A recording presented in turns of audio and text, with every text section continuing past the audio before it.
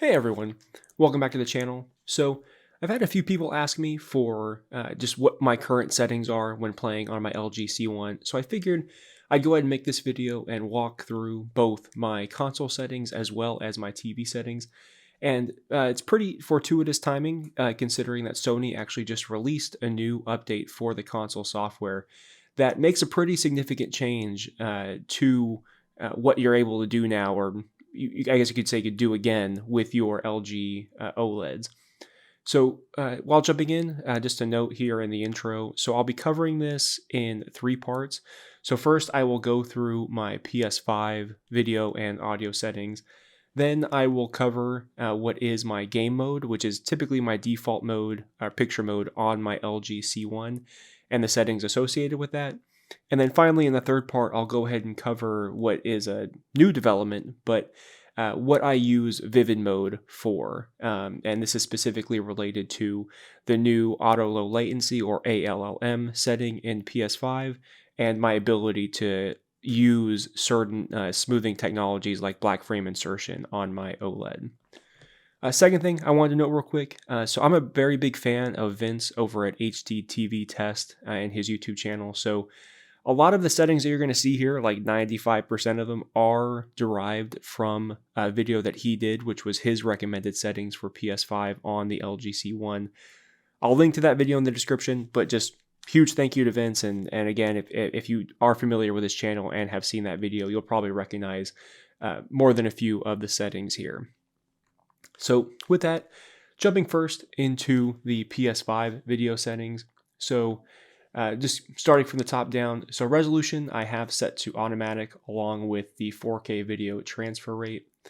Now VRR, of course, with that update that came for the PS5, I also have this to automatic. This is effectively the on setting as well as the apply to unsupported games. Never really changed this, although again with the latest update that does change, I guess, a little bit now. And that's because it is related to ALLM. So this is auto low latency mode. Now, if you have an LG OLED or really any screen for that matter, you'd be familiar with an issue that came up several months ago with Sony.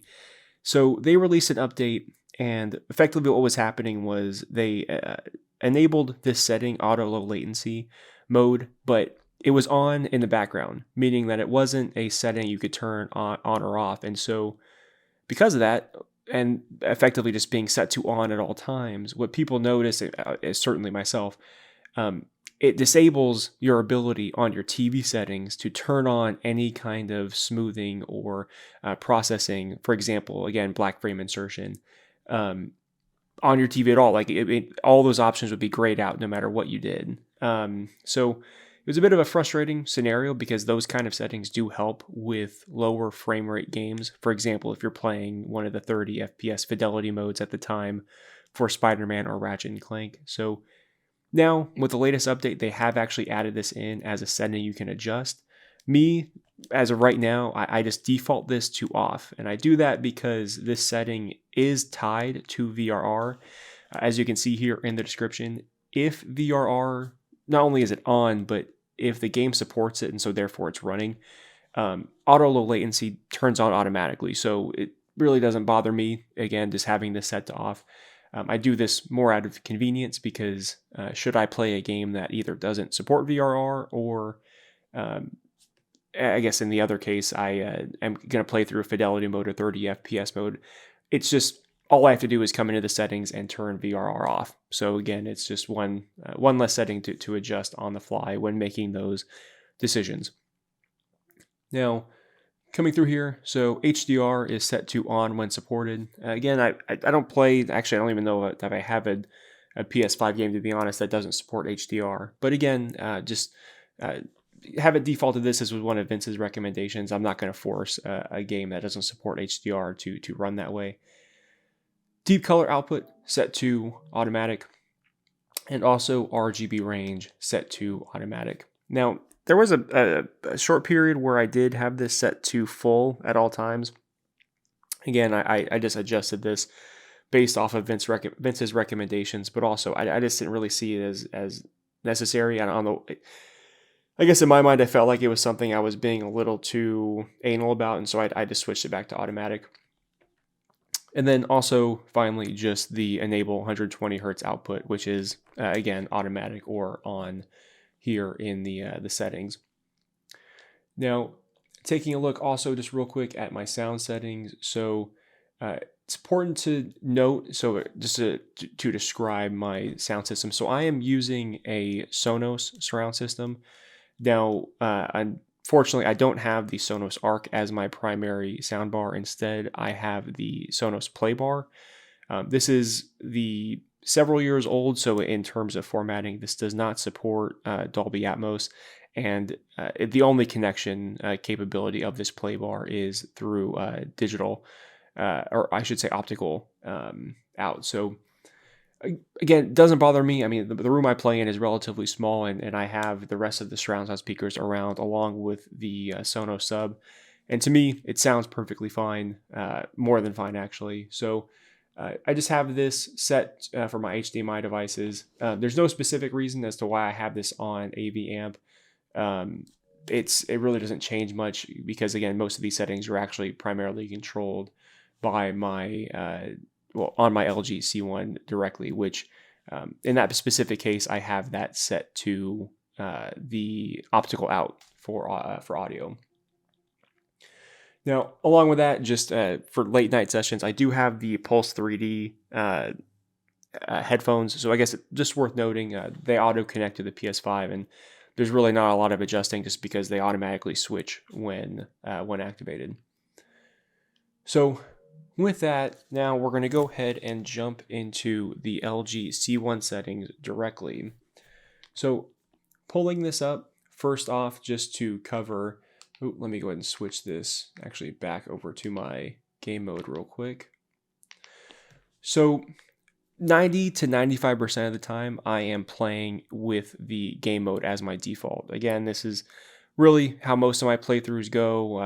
I'll go through here the game optimizer settings, but it's just the easiest mode to set up. And again, in terms of everything set on here, I do have most of these settings set to Vince's recommendations. So black stabilizer at 10, white stabilizer at 10. Now, worth noting, this is just in connection with the VRR setting on the PS5. So the OLED Motion Pro is grayed out specifically because the VRR is set to on in the PS5 settings. If I were to turn this off, this would become an option that I can adjust again.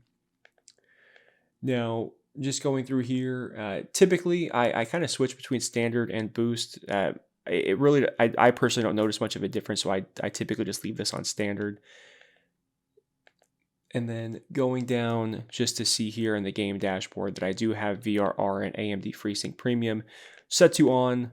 Just again, no harm, no foul in terms of leaving them on here. Now let me go over to the actual specific visual settings here for the screen.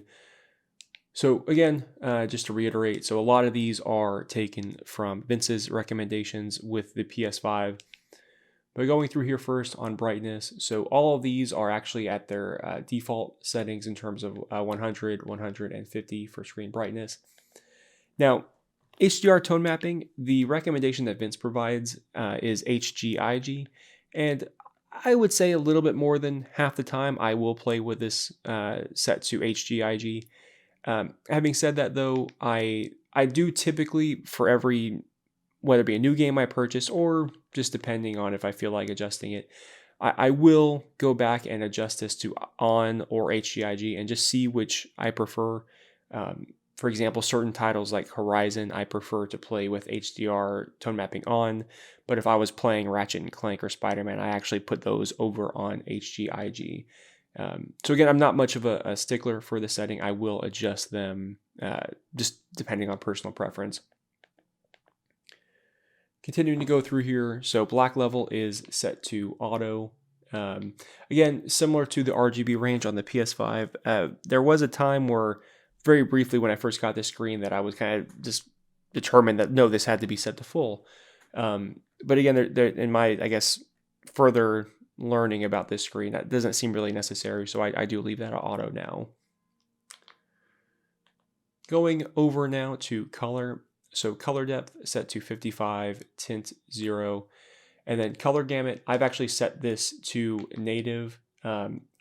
I will put this on auto detect. This is another setting where, for example, if I get a new game, I will test it out, but just personally speaking, I find that most of the time this looks better in my opinion. Now, going through here, so some of the other settings like color upgrade and such are turned off.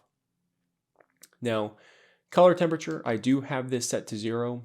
It's kind of funny. I historically, for a while with gaming, I for some reason used to really like cool temperatures.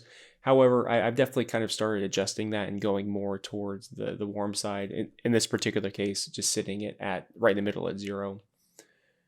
Everything else, method 2 points, point high, again, part of some of those recommendations. And then going over to clarity. So here I have sharpness set to 0, and then super resolution set to off. Again, just trying to eliminate a lot of the post-processing work. Just overall, again, that typically most game modes will do that automatically anyways. And then if I were to scroll down, again, at least as of right now, this true motion is not showing any settings here or ability to change it.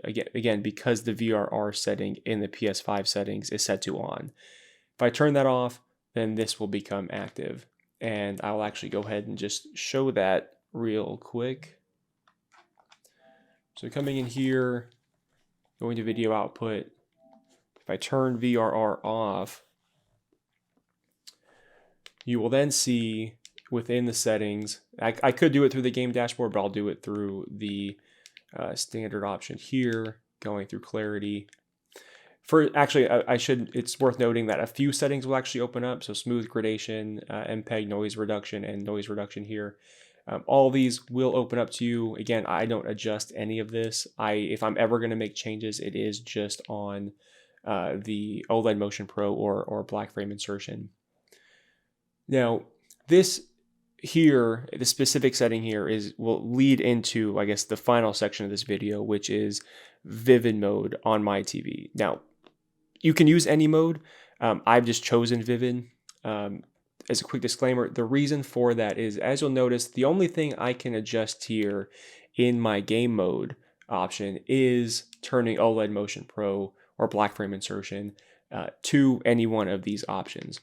There's actually other settings here that are a part of TrueMotion, which are, I believe it's called interpolation. It's referred to as dejutter or deblur within the settings panel on LG. But again, they are not accessible through the game mode or the game picture mode. So in my case, what I've done is I've turned vivid mode into my alternate option following this PS5 update. Now, again, you can technically use any mode, and it's worth noting that I have basically turned Vivid into a direct copy of my game mode. All of the settings I have the same in terms of the overall score. Again, 100, 150 on screen brightness. Again, it's a direct copy of my game mode settings. I just have this set up in this way following this latest Sony update, because if I'm playing a title that, again, let's say doesn't support VRR, or I really just want to play the, let's say, Horizon's Fidelity mode, which is the 30 FPS mode, well, I will switch over to Vivid, because that way I can actually get access not just to the black frame insertion or OLED Motion Pro here on the LG. I also now get access to the dejutter and deblur settings. Again, not available in the game mode.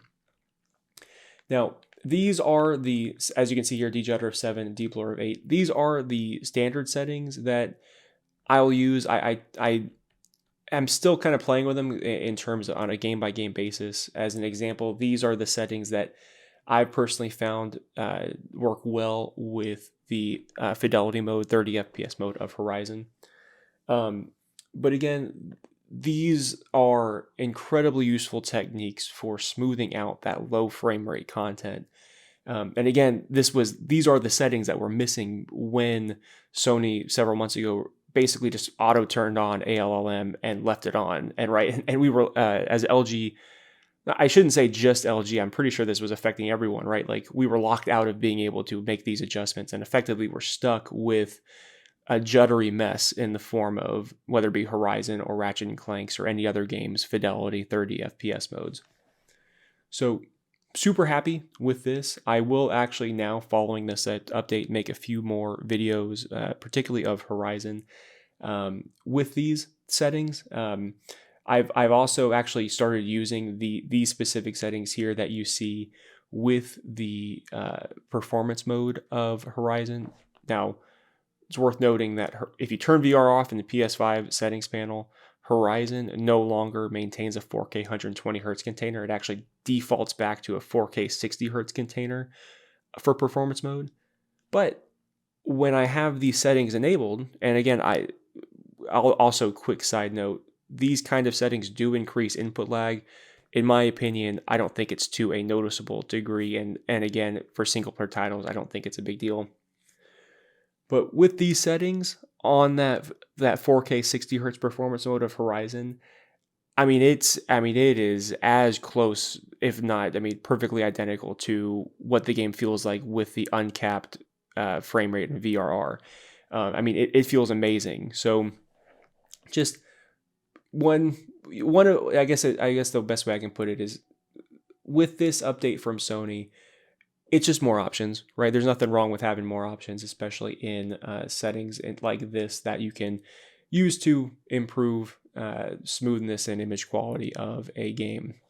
But with that, I hope certainly all of this helps. Let me know in the comments what you think and what are some of the settings that you have used or have tested and played with, particularly after this update for being able to adjust auto low latency.